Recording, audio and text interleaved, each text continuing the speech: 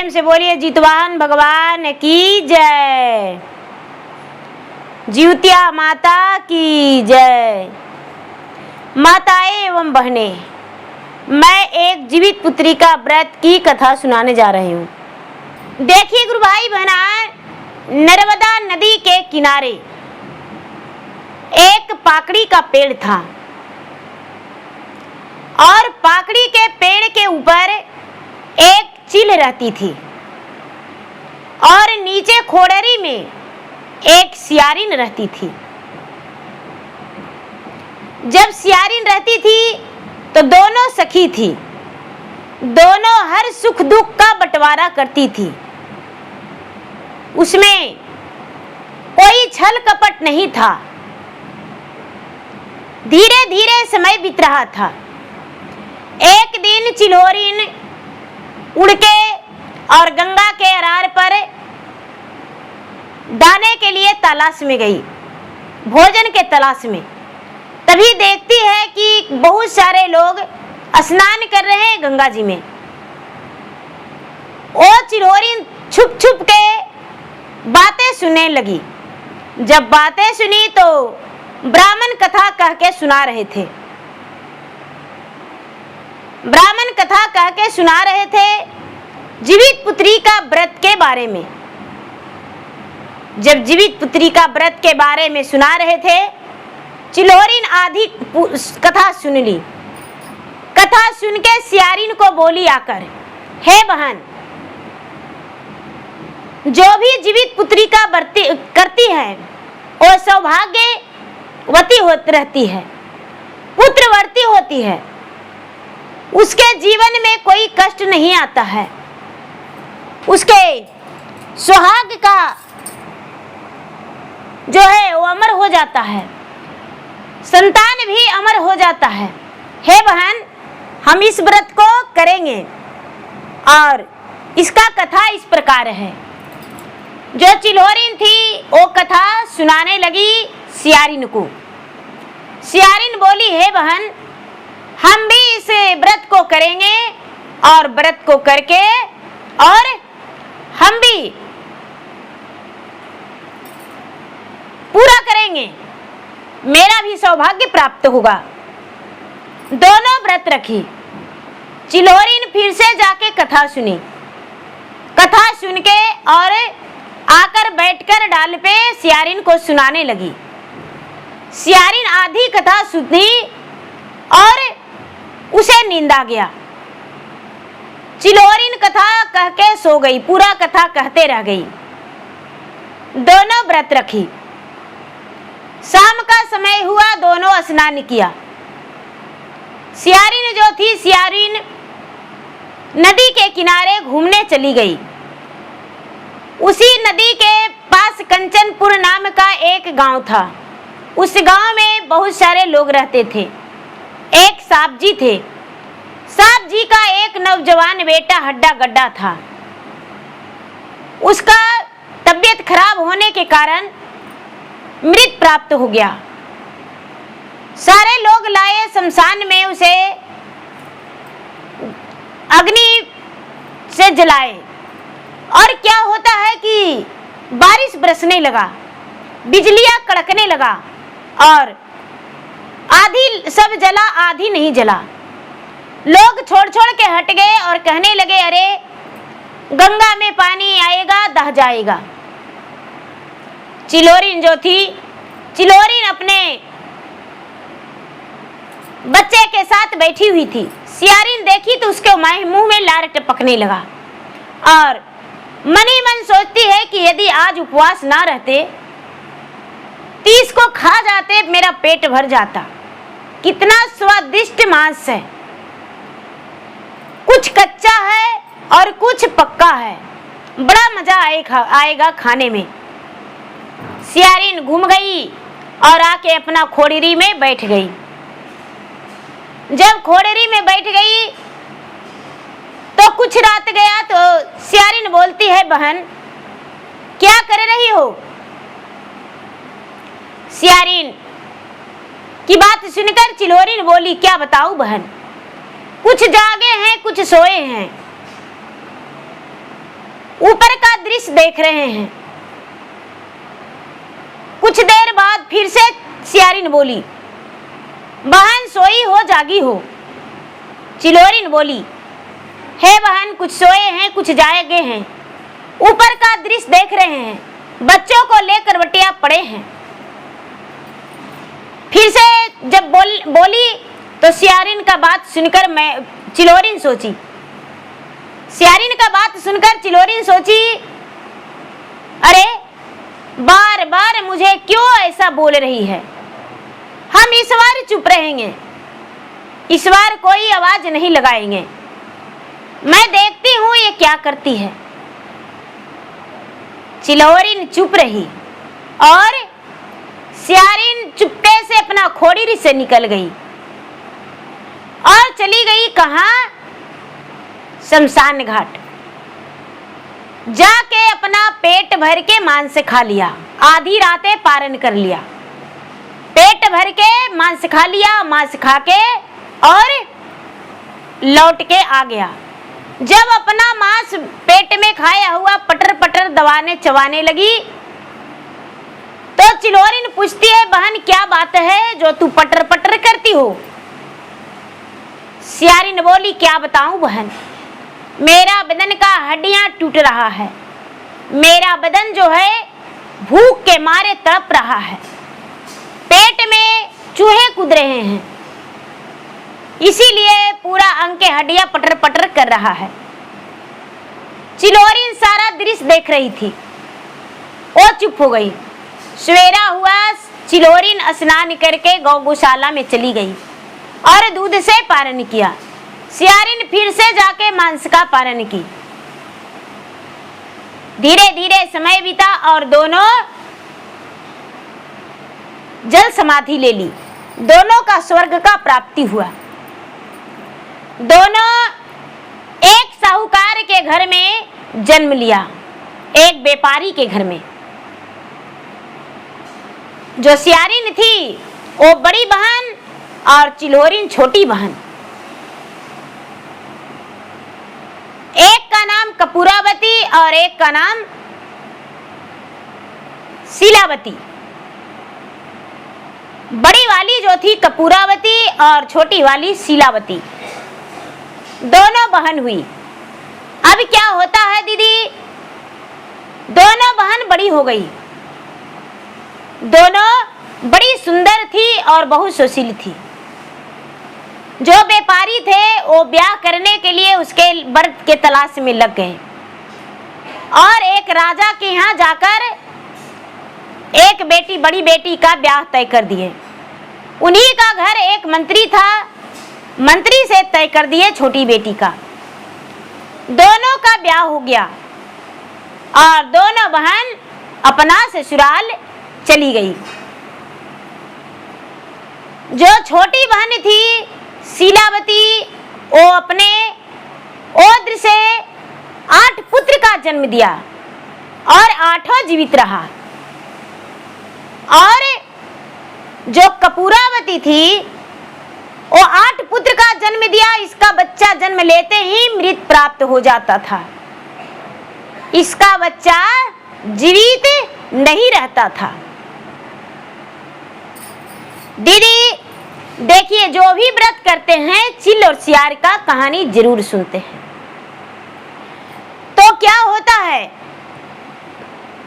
ये 8 पुत्र का जन्म दिया, 8 मर गया। अपने बहन को पुत्र के मरवाने के लिए बहुत तरकीबें लगाया। जो दरवाजा होता है, दरवाजा में तेगा लगा दिया।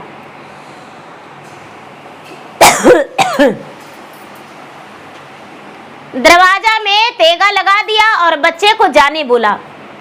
खच खच 8 बच्चे का मुड़ी कट गया और मुड़ी कटते देर लगा लेकिन जीवित होने में देर नहीं लगा।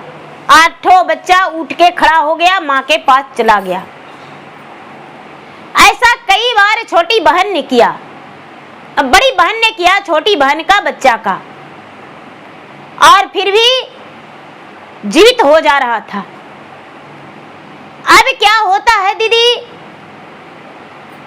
बड़ी वाली को लगने लगा कि कौन सा पुण्य मेरा बहन करती है, मुझे समझ में नहीं आता है।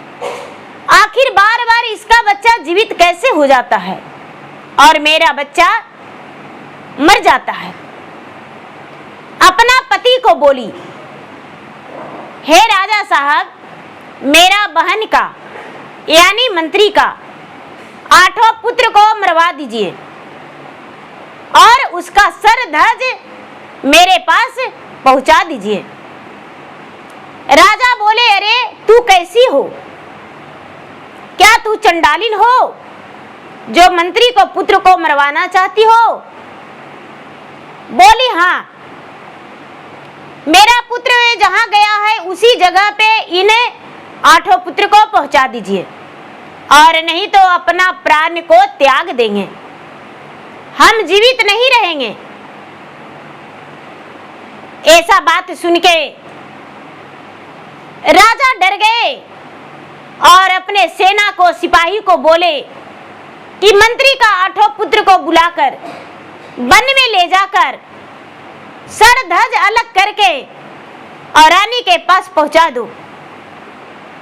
सेना सिपाही जो था सर धज अलग करके और ले जाके बोरिया में करके रानी के पास पहुंचा दिया।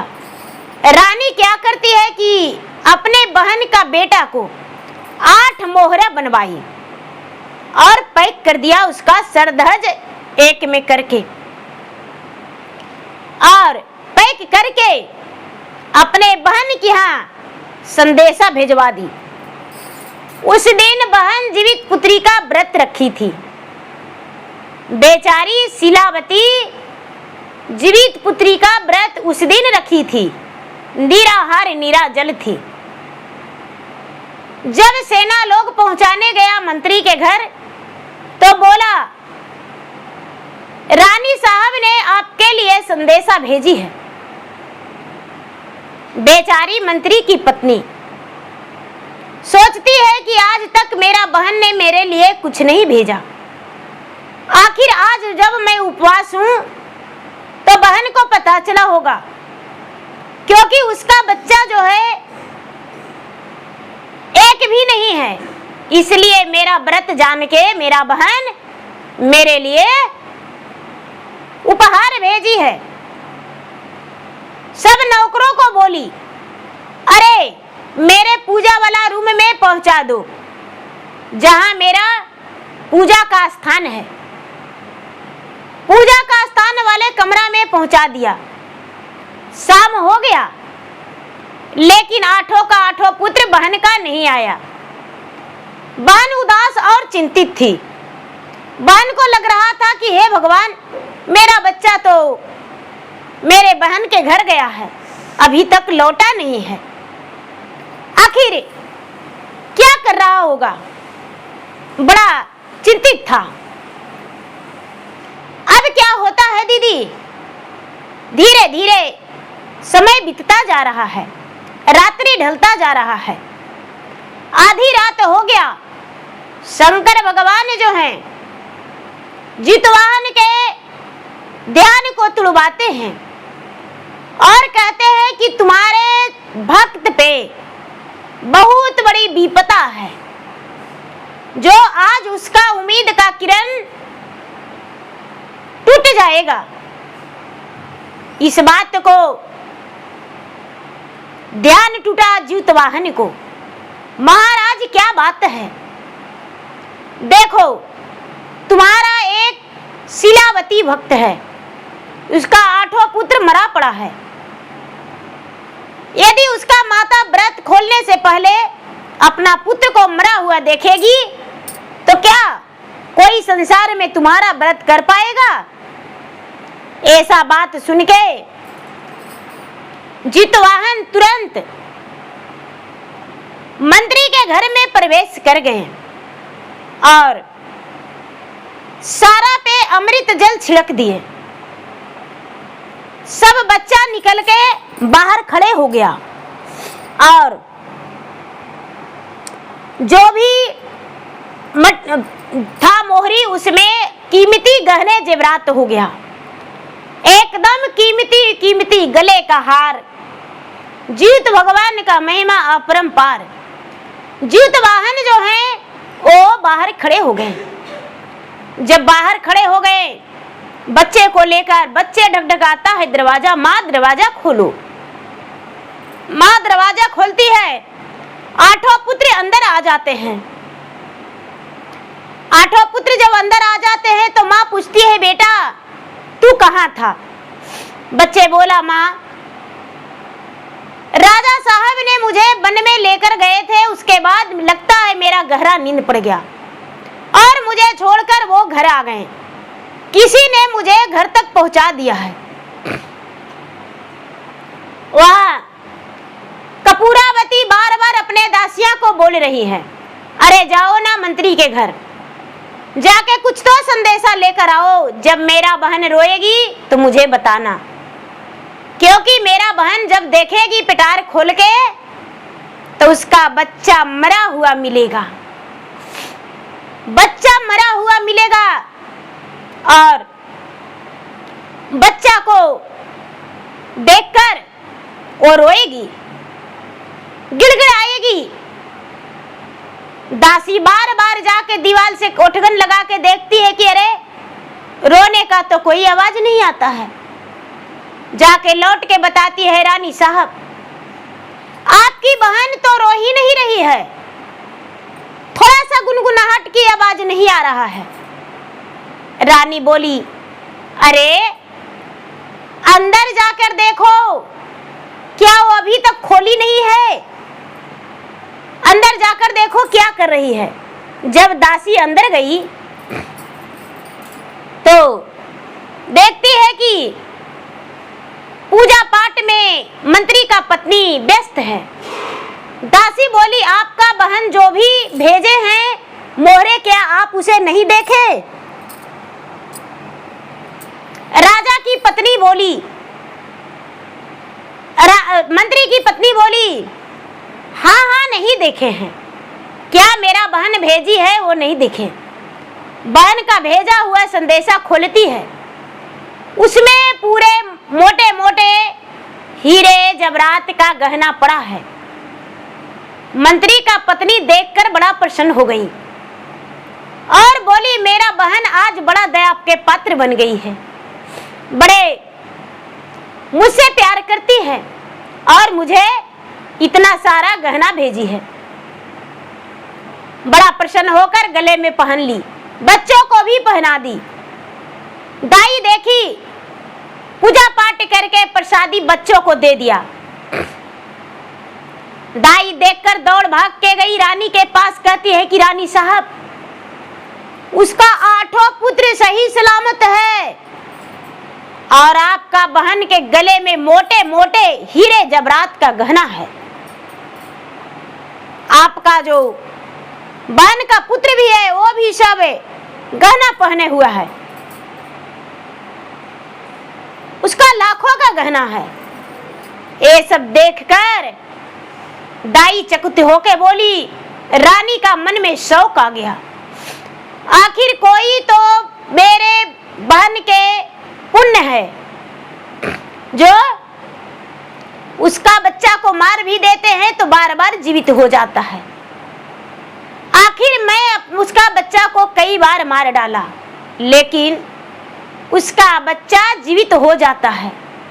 न जाने क्यों जीवित हो जाता है, कैसे जीवित हो जाता है, क्या होता है। उसका जो बहन है अपने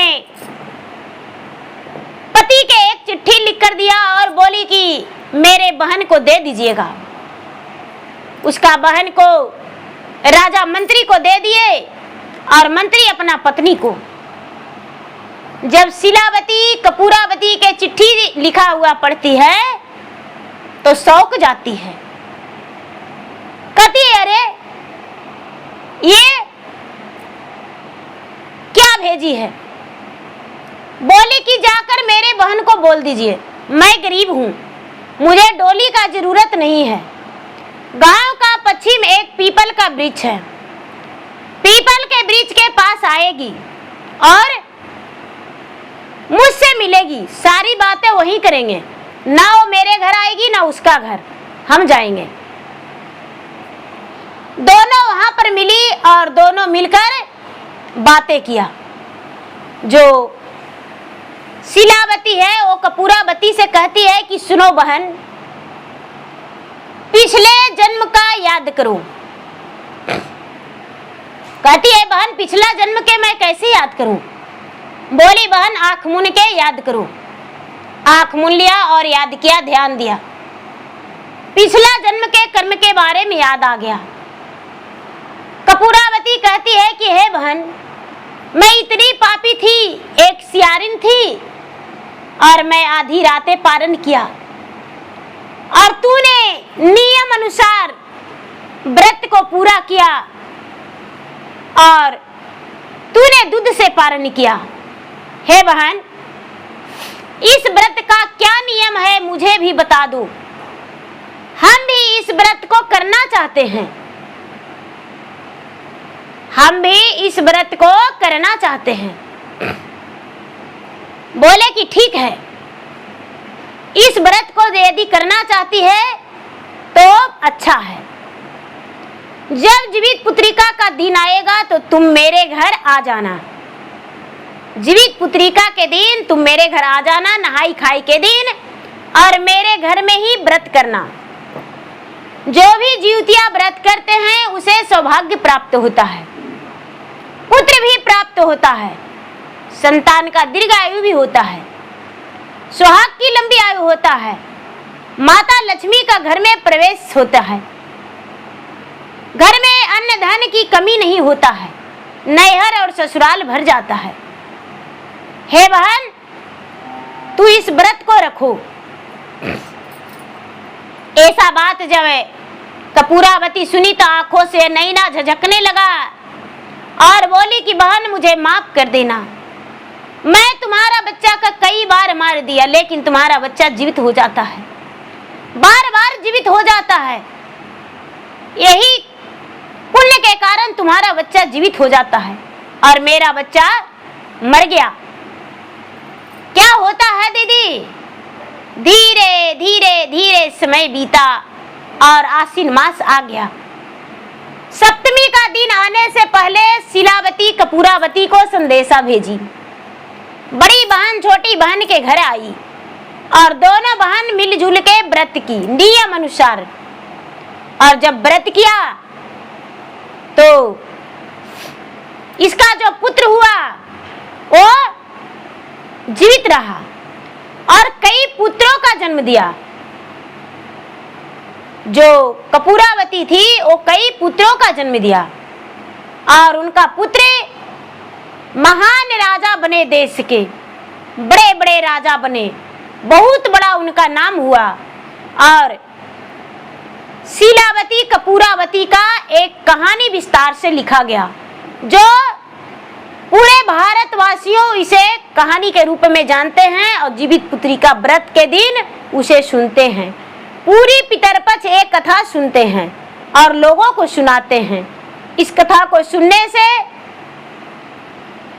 घर में धन की प्राप्ति होती है, सुहाग की लंबी आयु होती है और संतान की दीर्घायु होती है, घर में लक्ष्मी माता का आवाहन होती है, जीवन में कोई भी विपदा आया हुआ टल जाता है। इस कथा को आधी अधूरी कभी नहीं सुनना चाहिए, भूल कर भी। कभी भी यदि कोई काम आपके आ जाए तो आधी कथा सुन भी लिए हैं तो आधी कथा फिर सुन लेना चाहिए। ये नहीं कि एक कथा तो पिछले बार सुने हैं इस बार कैसे सुने। एक कथा जो है चिल और सियारिन का बनाया हुआ एक बहुत बड़ा विस्तार रूप से एक व्रत की कथा है। तो प्रेम से बोलिए जितिया भगवान की जय, जितिया माई की जय।